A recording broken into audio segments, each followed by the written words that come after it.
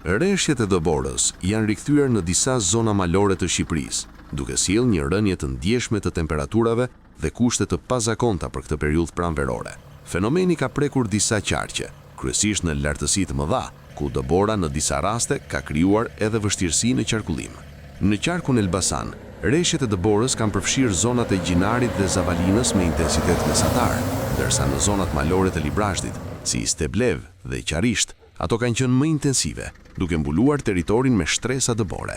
Në qarkun Kukës, gjatë natës kanë bizotruar moti paqëndrueshëm me rreshje shiu dhe dëbore.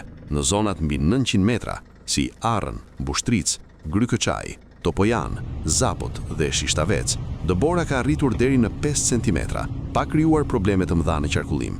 Megjithse janë raportuar rënje gurësh në disa akse rrugore. Në qarkun Korç, rreshjet kanë prekur lartësitë mbi 1100-1200 metra në zonat përreth Korçës dhe Pogradecit.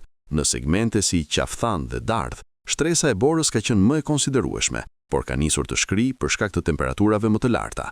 Në qarkun Dibër, dëbora ka përfshirë zonat mbi 300 metra, përfshirë Bulqizën dhe fshatrat përreth, ndërsa mbi 600 metra është raportuar edhe në Trebisht, Ostren, Fush Bulqiz dhe Martanesh.